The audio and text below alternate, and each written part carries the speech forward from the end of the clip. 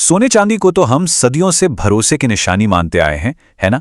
पर क्या हो अगर यही भरोसा, यही कीमती धातु एक ही झटके में, एक ही दिन में धड़ाम से नीचे आ जाए? आज हम इसी के पीछे की पूरी कहानी समझने वाले हैं। तो पिछले शुक्रवार जो हुआ ना, वो बाजार का कोई छोटा मोटा उतार चढ़ाव नहीं था। नहीं, वो तो एक भूचाल था। एक ऐसा तगड़ा झटका जिसने बड़े बड़े दिग्गजों को भी, आप समझिए, हिलाकर रख दिया। जरा इन नंबर्स को देखिए और इसके पीछे की कहानी को महसूस कीजिए। गुरुवार को सोना अपने ऑल टाइम हाई पर था, मतलब इतिहास में इतना ऊंचा कभी नहीं गया। और फिर सिर्फ 24 घंटे के अंदर इतनी तेजी से नीचे गिरा। सोचिए, ये तो ऐसा है जैसे एक ही दिन में एक छोटी मोटी कार की कीमत हवा हो जाए। इस तरह की गिरावट जब होती है ना, तो पूरे बाजार में सनसनी फैल जाती है। और ये जो नंबर स्क्रीन पर दिख रहे हैं, ये सिर्फ आंकड़े नहीं हैं। इनके पीछे लाखों करोड़ों का नफा नुकसान छिपा है। ये हमें उस दिन की पूरी कहानी परत दर परत बताते हैं कि आखिर हुआ क्या था। तो सवाल ये उठता है कि इस पूरी फाइनेंशियल मिस्ट्री का असली विलन कौन है? क्या ये बस एक हादसा था या फिर पर्दे के पीछे कुछ बहुत बड़ी चीजें चल रही थीं?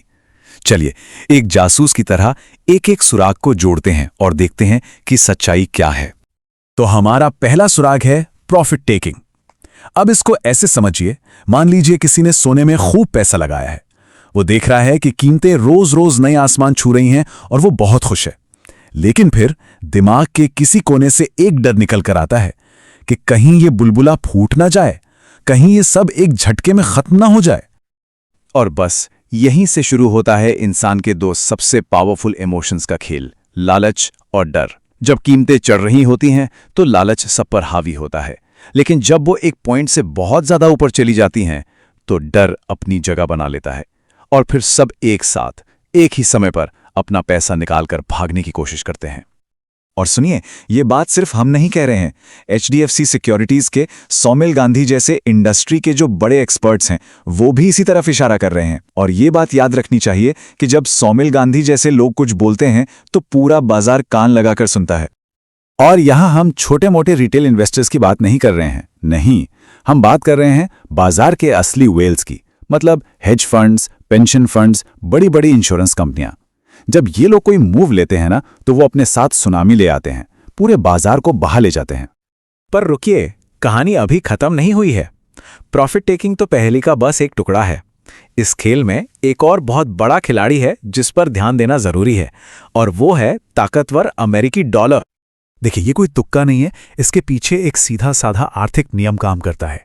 जब डॉलर मजबूत होता है तो बाकी देशों के लिए, जिनके पास डॉलर नहीं है, उनके लिए सोना खरीदना महंगा हो जाता है। तो क्या होता है, सोने की डिमांड कम हो जाती है, और जब डिमांड कम होती है तो कीमतें जाहिर है नीचे आने लगती हैं। और अब कहानी में आता है एक और दिलचस्प मोड़। पता है क्या? बाजार खुद हमें पहले से ही वार्निंग सिग्नल्स दे रहा था। बस हमें यह पता होना चाहिए था कि उन सिग्नल्स को पढ़ना कैसे है, देखना कहां है। एक्सपर्ट्स इस सिचुएशन को एक खास नाम से बुलाते हैं, ओवरबॉट टेरिटरी। ये एक तरह का रेड अलर्ट है, एक संकेत कि बाजार एक ऐसे गुब्बारे की तरह फूल गया है जिसमें कभी भी पिन चुभ सकती है। इसे एक खिंचे हुए रबर बैंड की तरह समझिए। आप उसे खींचते जाते हैं, पर एक लिमिट के बाद क्या होगा? वो या तो टूट जाएगा या फिर जोर से वापस अपनी जगह पर आएगा। ओवरबॉट टेरिटरी का मतलब है कि बाजार उस रबर बैंड की तरह अपनी लिमिट तक खिंच चुका था और अब एक झटके का खतरा बहुत बढ़ गया था। तो संकेत एकदम साफ थे, शीशे की तरह साफ। अब सवाल यह नहीं बचा था कि बाजार गिरेगा या नहीं, सवाल सिर्फ यह था कि कब गिरेगा। और उस शुक्रवार को बाजार को अपना जवाब मिल गया। तो ये जो हुआ वो कोई एक अकेली घटना नहीं थी, ये तो एक डोमिनो इफेक्ट था। एक डोमिनो गिरा, उसने दूसरे को गिराया, फिर तीसरे को, और देखते ही देखते पूरी की पूरी लाइन ढह गई। तो चलिए अब सारे सुरागों को एक साथ मिलाते हैं। ये गिरावट एक परफेक्ट स्टॉर्म की रेसिपी जैसी थी। सबसे पहले आपने एक रिकॉर्ड तोड़ रैली ली, फिर उसमें बड़े संस्थानों की जबरदस्त प्रॉफिट बुकिंग मिलाई, उसके ऊपर से एक मजबूत होता हुआ अमेरिकी डॉलर डाला, और आखिर में इस पूरे मिक्सचर को एक ऐसे बाजार के ऊपर डाल दिया जो पहले से ही ओवरबॉट होके बैठा था। नतीजा, तबाही का एक परफेक्ट नुस्खा तैयार था। और बस इन्हीं सब फैक्टर्स ने मिलकर एक ऐसा परफेक्ट स्टॉर्म बनाया, एक ऐसा तूफान जिसने शॉर्ट टर्म के लिए सोने चांदी पर भारी दबाव बना दिया। लेकिन यहां असली सवाल यह है, क्या हम इससे कुछ सबक सीख सकते हैं या हम बस इतिहास को दोहराते रहने के लिए मजबूर हैं?